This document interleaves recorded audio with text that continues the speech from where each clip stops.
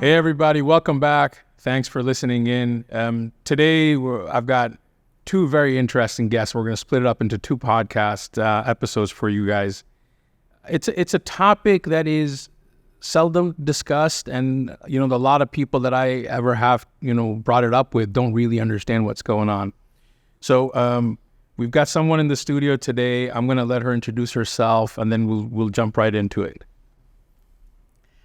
My name is Rana. I'm Lebanese, and I've been living in the UAE for the past 20 years.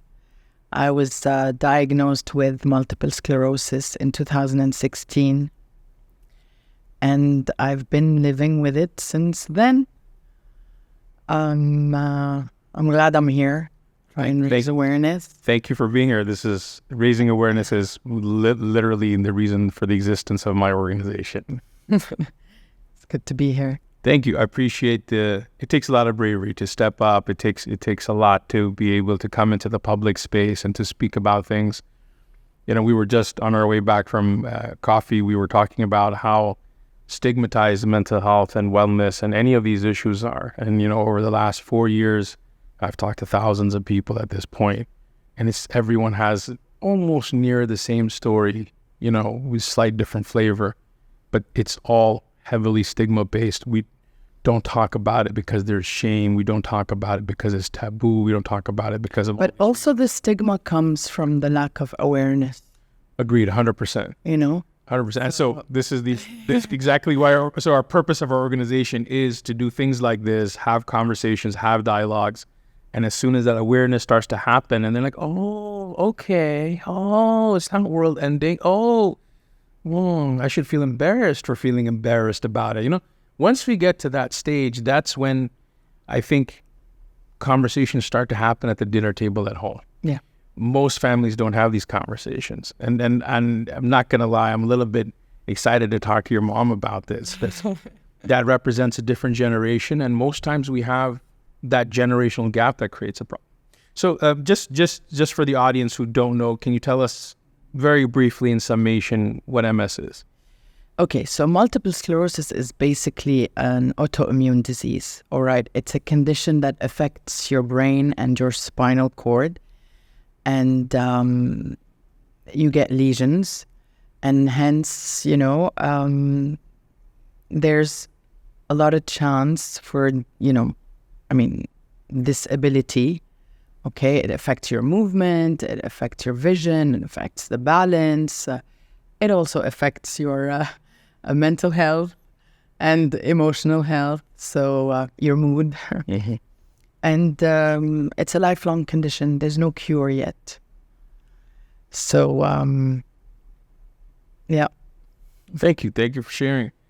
Can you tell me a little bit about when you were first diagnosed? All right, here's the thing. I think I am one of the lucky ones who got diagnosed in maybe in a couple of weeks, because when I first got the attack, or what we call attack, it was more of it was a major one. It was one that affected my vision, my balance. I just woke up one day and I felt like the earth is turning. Like I didn't. And at first they told me it was my inner ear, and they sent me home with some meds for that. I wasn't getting better. And then, I felt some sort of numbness. Numbness is one of the symptoms on my left side, and I started smiling only on one side. So I remember telling my friend who came to visit me, I think it's my nervous system. So a few days later, I was... I couldn't see anymore. I couldn't walk properly. I went to see a neurologist, and he did tell me it's either a nasty virus or MS. Do you know what MS is?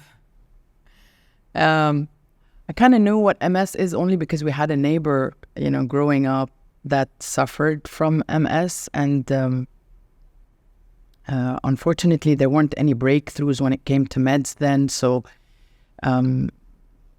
he passed away in his 40s. Once I did the MRI, they saw the 3 lesions. I was, I was diagnosed here, and they wanted to start treatment immediately. But I remember I told him, I just, I asked him if I could go home. I felt like I needed to be with, my family. And that's what happened. I went home. They received me on a wheelchair at the airport. So it was and I got the same diagnosis in Lebanon as well. And I started treatment immediately. I don't think it really hits you. I mean, at the beginning, you just focus on getting better. Like, I wanted to gain my balance back. I wanted to walk again. I wanted to see. I wanted to, be able to see again. It hits you once you start getting better, actually. That it's something that you have to live with for the rest of your life. And that's when you somehow begin to spiral. Go to some sort of dark places. But I think what really, really kept me from completely, hitting rock bottom was motherhood.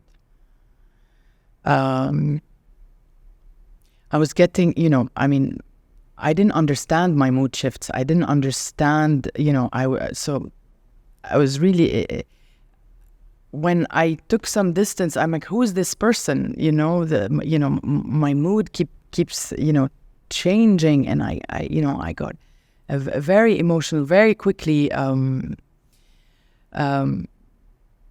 So I remember my son, he had a school trip. He went to Canada and came back home with a mood ring as a gift. I don't think, when I received it, I'm like, okay, that's when it really, I had to do something. That's when it hit me that I had to do something. And so I, started researching. I reached out to a person who does research, on the brain, and I'm like, I'm not myself.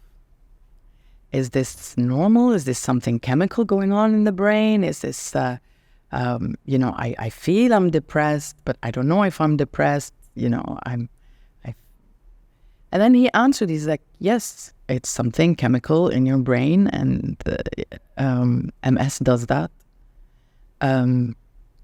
Multiple sclerosis, actually, studies have shown that those with multiple sclerosis suffer from clinical depression more than any other disease, actually. Because of the lesions in the brain, they affect the areas that are, maybe responsible for your emotions, for your behavior, so there's something going on. And depression is not something that you can fix with willpower or determination. We know. So, I had to find help. Mm-hmm. And help obviously came, by speaking to a therapist, starting to exercise, and I needed tools. I needed tools to deal with my depression, and for a long time I was on medication, to be able to handle the depression. Talk to me. Thank you for sharing, and this is very important to understand. That everybody walks around thinking it's all good. It's going to be somebody else who's going to have whatever the issues are with the world, not me. And then when it hits home, it hits hard. And this is a very similar narrative to me talking to many other friends who've had life-changing things happen to them. Mm-hmm. So thank you for sharing on that. How did you find the impact on the family? My family was extremely supportive. I mean, I always talk about this because, from a moment one, so when we went to see the doctor in Lebanon, I have 3 brothers and obviously mom and dad. And so we went into his clinic, and he's like, but there are no places for everybody to sit. and I remember my brothers were like, it's okay, we'll stand up. So they were there immediately from. I'm very blessed with support, be it from friends or family. And like I told you, I think ultimately you have to find the strength in you. Okay. No matter how much support you have, it's excellent. But you have to find the strength in you to be able to, seek out help. It was never easy for me to ask for help, by the way. I learned that.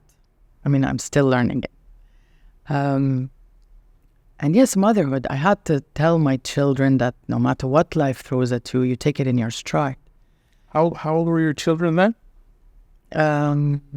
Well, they're 19, 17, and 12 now, and 7 years ago, yeah. So that makes the eldest was maybe 12, 13. Wow. Yeah. That's not easy. No. That's not easy. Kids don't understand things. They don't, and I didn't want them to understand everything. We want to protect them. That's just natural. Yes, and it's not easy because one of the symptoms of multiple sclerosis is fatigue, and your tired's not like my tired. You could sleep for 2 hours, wake up refreshed. I could sleep the whole day and still wake up tired. I go to work, sometimes on lunch break, I have to go take a nap in the car and then come back to finish the day. It's that kind of tired. So when the kids, ask you, I want you to play with me, I wanted to, and I'm just like exhausted, I can't. But there's always an upside to things. First, their bond became much stronger because, they started, talking to each other, speaking to each other, playing with each other more. And, my little one, whenever she asked me to come and play with her and then I couldn't, what I could hear is that, she was playing on her own with her dolls, her made-up conversations. So there's always an upside to things. I think it's hard. I agree with you. I think it's very hard to do and hard to see. I remember when my kids were young, I would come home burned out, totally exhausted, to the point that I'm sitting on the couch thinking, do I have enough energy to make it to the bedroom and to sleep? Or should I just sleep here? Like, at least maybe I'll take a 3-hour nap and then have enough energy to get upstairs. And I remember, my kids used to come running in, whether by yay big, between 3 and 5. Oh, Baba, you want to play this? And Baba, guess what? Baba gets up. No matter how exhausted, you push yourself. Yeah. And then like you said, and I think it was very, very important what you said, is that, my tired and your tired and my exhausted and your exhausted are very different. I can still push and do something. And I can't even begin to imagine if I wasn't able to do that. Yeah. That's just so hard for me to even think about that. Wait a second.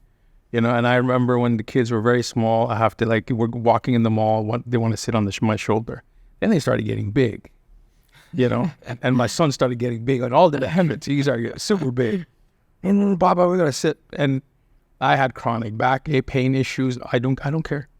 My mom and dad would be walking in the mall with me. They're like, what are you doing? You're going to be in pain for the next 3 weeks. I'm like, it's okay. Yeah. They're like, they are perfectly fine to walk. No. No, so it's hard. I think from the perspective of a parent, if you got young ones, it's even hard to explain to them. They're too young to even properly understand. No, or process. It. Yeah. I think you're blessed you had family support. A lot of people don't. Talk to me a little bit about any stigma that you faced. To be honest, for me personally, I mean, it could be the first thing I tell you is I have MS. I've never felt like I have to hide it or I was ashamed or anything at all. However, I understand why a lot of people can't or won't admit they are sick. because there is a lack of awareness. I go back to that. For example, if a multiple sclerosis hits you between the ages of 18 and 35. Okay, so some people are still, probably not married. They're not married. They haven't, found a job yet, or so all of this affects how people see you. If they find out that she has multiple sclerosis, then they might think, she can't get pregnant, or but she can actually. It's just, the pregnancies need to be more or less a little bit planned, but she can live absolutely, as much as, normal life as possible, and have kids and have a family. So there's, lack of awareness about this. At the workplace, a lot of people don't say they suffer from something, could be MS or anything else, just because, whoever they work for might think, they might be less productive, or they might ask for more sick days or sick leave. So we can't promote them. Are they going to be able to handle the load? Exactly. So, support needs to extend beyond family and friends. Okay? I wish to see more support at work for people with chronic illnesses or specific conditions. They should be allowed to take more, perhaps, sick leave or sick days. See, the more we have these conversations, and then the less people would feel, perhaps, they would become more open about discussing these things, and reaching out, and asking for help and asking for support. It matters because, we all face challenges. We all have, different kinds of, so each one of us is, and it matters that we need to look after each other, right? For, as a society, to be able to, to grow, to flourish, to strive, to thrive. So the support needs to, be extended beyond just family and friends. I'm going to switch tangents a little bit. I want you to share with me, advice that you would have for someone who, just got diagnosed and found out. What would you want them to know? What would you have wanted someone to tell you when you first got diagnosed? Don't be scared. It's very scary. And it can get quite isolating, And so the first thing I would say is don't be scared, really. You'll have extremely good days where you even forget to take your meds because there's such good days. And it's not something you cannot manage, especially, like I said, there have been breakthroughs in meds for MS in the last 10 years, so we're lucky in that. And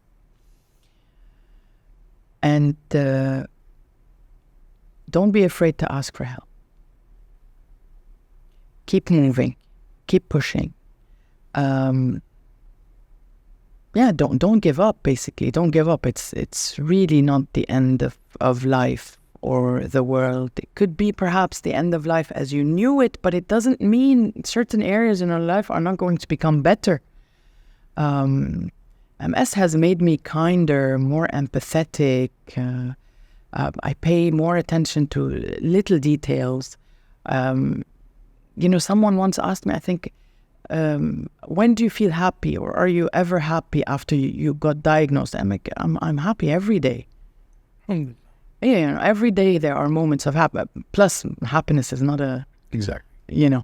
It's fleeting. So you have to, appreciate the moments and That's good. What advice would you have for organizations, like for companies and organizations, so they're better apt to deal with people who are, dealing with chronic illnesses?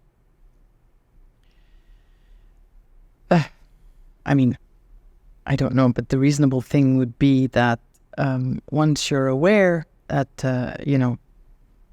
one of your employees are perhaps sick or suffer from a chronic illness, that there be,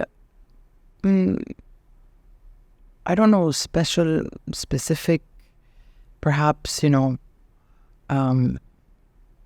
rules or, that would allow them to actually, be more at ease in order for them to be more productive, because they can be productive, extremely productive. Just some flexibility. Some flexibility, yes, perhaps. That's reasonable. That's not an impossible ask. That's a very reasonable ask. And given all the conversations I've had over the years, more often than not always, but more often than not, I've found that the organizations are okay to be flexible. But I found that the people are too stigmatized to ask. So I think there needs to be a little bit of push and pull from both sides for workplace things to start improving and start changing. Of course, if we're going to keep thinking that this is a weakness, yes, and we're in that frame of mind, then we're not going to talk about it. Yep. Yeah. What's your advice for family? What's your advice for family and friends who find out that a loved one has been diagnosed with something? Look, I mean, I can't imagine how they felt. Okay, be understanding, because after a while, once we start looking better and feeling a little bit better, maybe they forget sometimes that we still have it. And so, yeah, a lot of the times, perhaps they don't understand why we cancel on things, or why we can't make things, or why we don't want to go out today, or so it's just that. Also, be more flexible. To hold some space, hold more space, perhaps. Space, yes. Okay, that's also a fair ask. Yeah. And I think what we initially discussed is the more awareness and education there is. Sure. In all of these facets, this will help normalize discussions. This will, like you literally just said now, will help people understand why certain behaviors are the way they are, why you canceled on something, or why you're just not feeling up to something. And I like what you said a little while ago about just because it looks like it's a good day doesn't mean it's gone away. It just means it's a good day. Yes, exactly. But it's still there. I think that's honestly, that's a perspective I didn't think about. But you're right. You're very... See, it's an invisible illness. Yeah. So, and that's why, and you don't want to be constantly walking and talking about it. Or, but at least for the people that know about, to be a little bit more flexible, yeah, and understand. I like that. This has been good conversation. Thanks. This has been good conversation. Anything you'd like to tell the listeners? How they can get better informed, where they can go? Give me a plug. Give me a...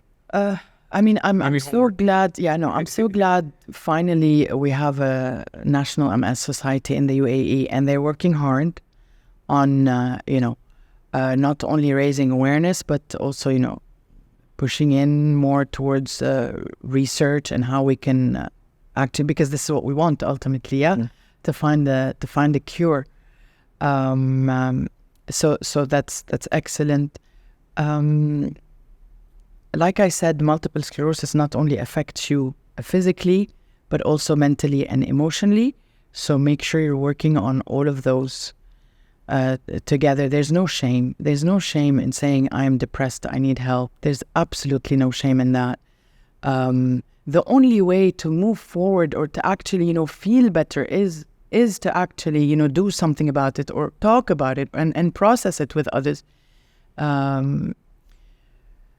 So yes, that's it, I think. Thank you so much for sharing. Thank you. This has been great. Thank you for having me. You're a real warrior. Appreciate it. Thank you. Really appreciate it. Thanks, Ali. I'm inspired. I'm very inspired. I'm proud of you. Thank you. Ladies and gentlemen, not all heroes wear capes. We got one right here. Thank you very much for listening in the text below of whatever you're watching this on. I will make sure to include links and resources for more information and how you can reach out. Thank you very much again.